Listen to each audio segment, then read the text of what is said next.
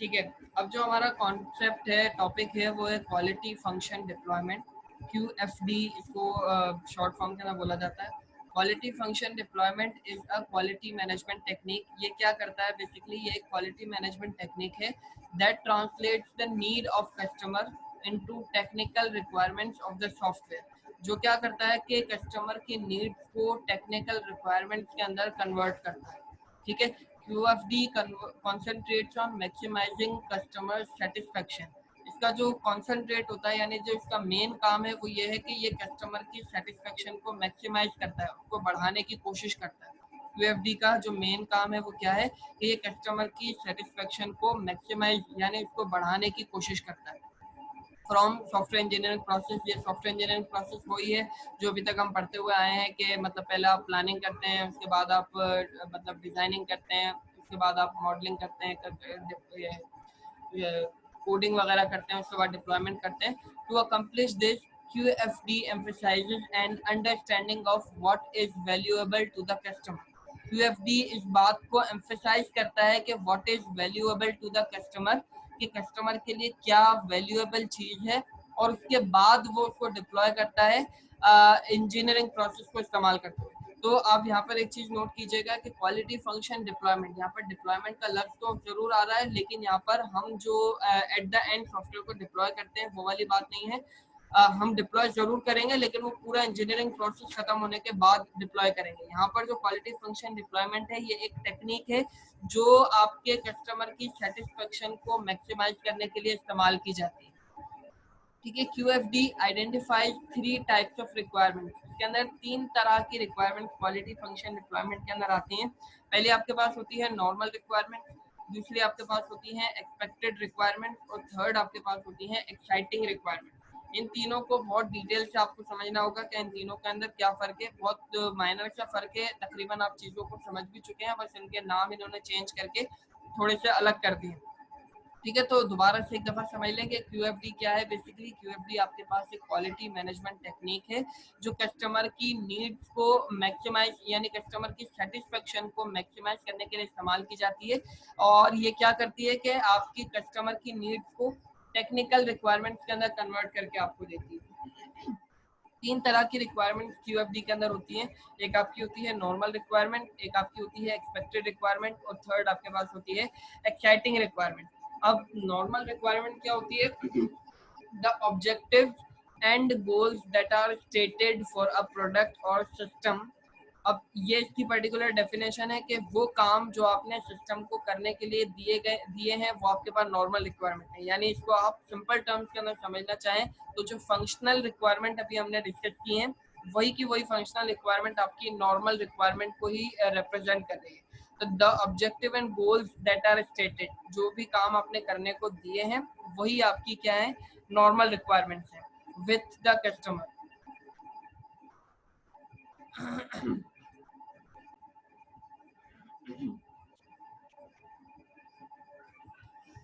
ठीक है, तो अब यहाँ पर हम बात कर रहे हैं नॉर्मल रिक्वायरमेंट की। नॉर्मल रिक्वायरमेंट आपके पास जो अभी फंक्शनल रिक्वायरमेंट हमने देखी है, जिसके अंदर हम ये बताते कि सिस्टम के अंदर क्या क्या काम होने चाहिए, वही काम आपकी ये नॉर्मल रिक्वायरमेंट है। ठीक है, अब देखो, if these requirements are present, अगर जो आप सिस्टम आपने बनाया है उस सिस्टम के अंदर ये वाली जो रिक्वायरमेंट जो नॉर्मल रिक्वायरमेंट है, अगर ये रिक्वायरमेंट्स मौजूद हैं, द कस्टमर इज सेटिस्फाइड, तो कस्टमर क्या होता है, कस्टमर आपके काम से सेटिस्फाई हो जाता है। ठीक है, ये एक बहुत सिंपल सी बात है कि जो काम आपको कस्टमर ने करने को कहे हैं, यानी जो नॉर्मल रिक्वायरमेंट्स आपके कस्टमर की तरफ से आपको मिली थी, आपने अपने सिस्टम के अंदर वो इम्प्लीमेंट करके अपने प्रोजेक्ट को डिप्लॉय कर दिया है कस्टमर की तरफ, तो क्या होगा, कस्टमर जो है आपका सेटिस्फाई हो जाएगा। अब examples of normal requirements might be requested types of. अब इसके एग्जाम्पल में क्या क्या आ जाता है नॉर्मल रिक्वायरमेंट में? मिसाल है कि कुछ ग्राफिक्स वगैरह का आपको कहा गया था कि आपने ये वाली ग्राफिक्स को इस्तेमाल करना है, आपने वो इस्तेमाल कर लिए। कोई सिस्टम का फंक्शन उसने आपको बताया था कि ये काम सिस्टम के अंदर होने चाहिए, आपने वो तमाम काम कर लिए। इसके अलावा ये परफॉर्मेंस लेवल आपके सिस्टम के अंदर होने चाहिए। ये इस तरह की ये जो रिक्वायरमेंट है, ये तमाम की तमाम वो रिक्वायरमेंट है जो आपके कस्टमर ने आपको करने को दी थी।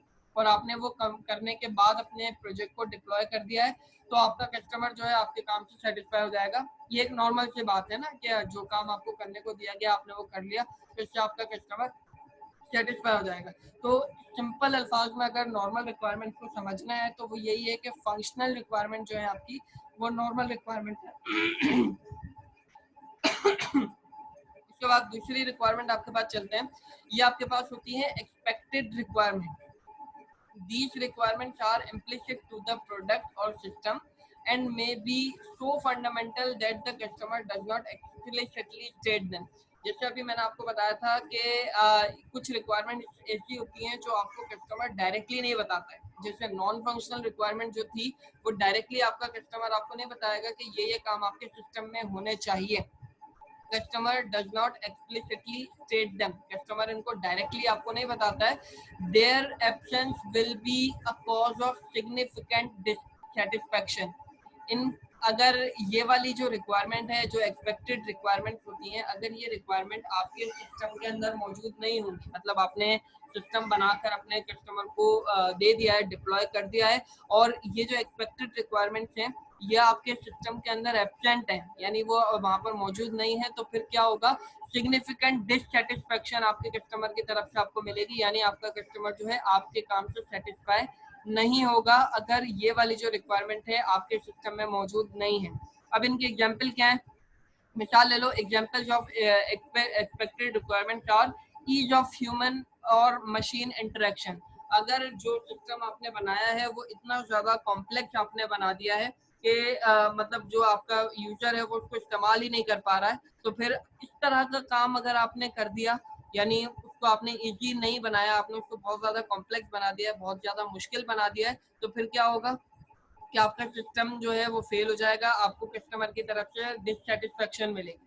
ठीक है, तो कस्टमर क्या एक्सपेक्ट कर रहा है आपसे, उसने आपको ये नहीं बोला होगा कि मेरा सिस्टम बहुत ज़्यादा इजी होना चाहिए, वो बहुत ज़्यादा ह्यूमन फ्रेंडली होना चाहिए, यूजर फ्रेंडली होना चाहिए। इस तरह की बात आमतौर पर जो कस्टमर है वो नहीं बताता है, लेकिन इस तरह की जो बात होती है वो एक्सपेक्ट की जा रही होती है कि जो भी सिस्टम बनाया जाएगा वो यूजर फ्रेंडली होगा, उसको बहुत आराम से मतलब कोई भी बंदा इस्तेमाल कर सकता है। तो इस तरह की जो रिक्वायरमेंट होती है ये आपके पास होती है एक्सपेक्टेड रिक्वायरमेंट, यानी ये रिक्वायरमेंट आपसे एक्सपेक्ट की जा रही होती है कि ये सारी चीजें आपके पास होनी चाहिए।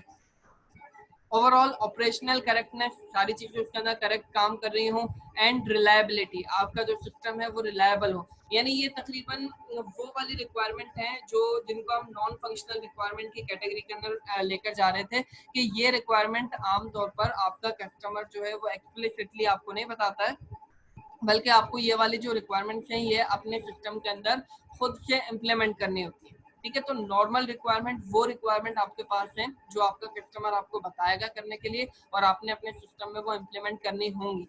ठीक है, और ये रिक्वायरमेंट जब आपके सिस्टम में होंगी तो आपके कस्टमर जो है आपके काम से सेटिस्फाई हो जाता है।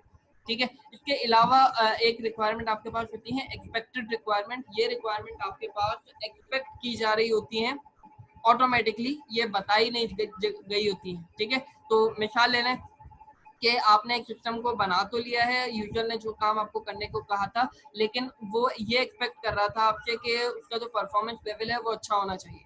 आपने जो उसको सिस्टम बनाकर डिप्लॉय किया है उसका परफॉर्मेंस लेवल बहुत ज़्यादा लो है, वो बहुत ज़्यादा रुक रुक कर आपका सिस्टम काम कर रहा है। तो इस तरह का जो सिस्टम होता है उसकी वजह से आपको डिससेटिस्फेक्शन मिलती है, यानी आपका कस्टमर आपके काम से कभी भी सेटिस्फाई नहीं होगा। आपने तमाम की तमाम फंक्शनैलिटी इसमें इम्प्लीमेंट कर दी है, लेकिन परफॉर्मेंस लेवल को आपने ध्यान में नहीं रखा। अब परफॉर्मेंस लेवल जो है ये ऑटोमेटिकली अंडरस्टूड बात है कि वो एक्सपेक्ट किया जा रहा होगा कि इसका परफॉर्मेंस लेवल अच्छा होगा, भले उसने ये बात आपको अलग से बताई है या नहीं बताई, लेकिन ये एक्सपेक्ट जरूर किया जा रहा होगा कि उसका परफॉर्मेंस लेवल अच्छा होगा। तो अब अगर परफॉर्मेंस लेवल आपके सिस्टम का अच्छा नहीं है तो फिर आपको क्या होगा, डिससेटिस्फेक्शन आपके कस्टमर की तरफ से मिलेगी और आपका जो प्रोजेक्ट है वो एक्सेप्ट नहीं किया जाएगा। तो फुली आपको समझ में आ गया होगा कि नॉर्मल रिक्वायरमेंट्स में और एक्सपेक्टेड रिक्वायरमेंट्स के अंदर क्या फर्क है।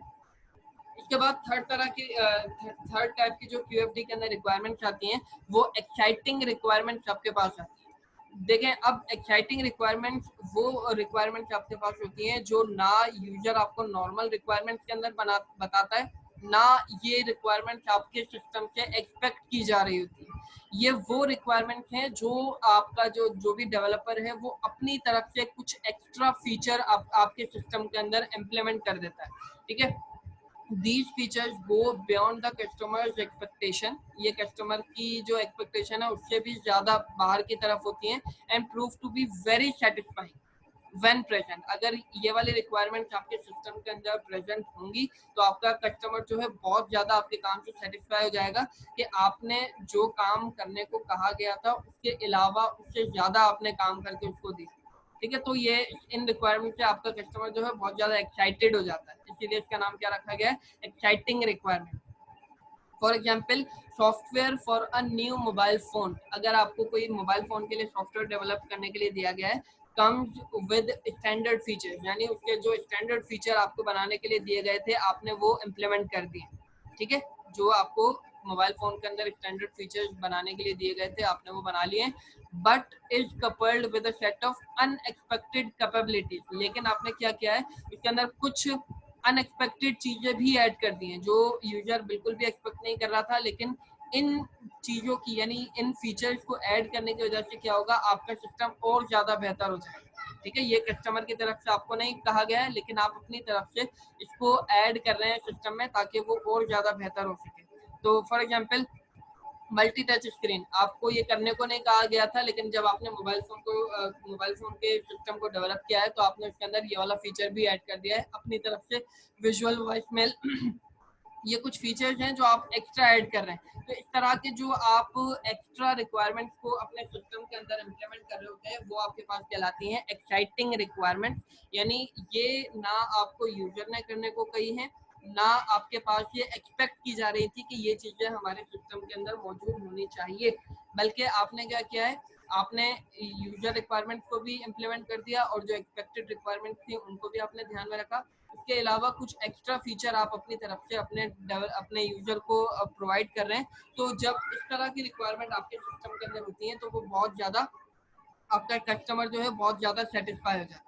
तो QFD भी बेसिकली आपके पास यही चीज को मेजर कर रही होती है या इस बात पे फोकस कर रही होती है कि आप अपने कस्टमर को किस तरह मतलब सेटिस्फाई कर पाएंगे, मैक्सिमाइज किस तरह हम यूजर की सेटिस्फेक्शन को रखेंगे।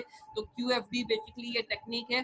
तो अगर आपने मतलब नॉर्मल रिक्वायरमेंट्स को भी ध्यान में रखा है, एक्सपेक्टेड रिक्वायरमेंट्स को भी ध्यान में रखा है और कुछ फंक्शनैलिटी यानी एक्साइटिंग रिक्वायरमेंट्स भी आपने इम्प्लीमेंट की है, तो आपका जो कस्टमर है वो उसके सेटिस्फाई होने के चांसेस बहुत ज़्यादा, यानी तकरीबन वो सेटिस्फाई हो ही जाएगा अगर आपने ये तमाम के तमाम काम यहाँ पर किए हैं। तो होपफुली ये कॉन्सेप्ट आपको क्लियर हो गया होगा कि QFD क्या है और QFD के ये जो 3 तरह की रिक्वायरमेंट्स हैं ये क्या क्या होती हैं, ठीक है। अब मैं स्क्रीन को अनशेयर कर रहा हूँ।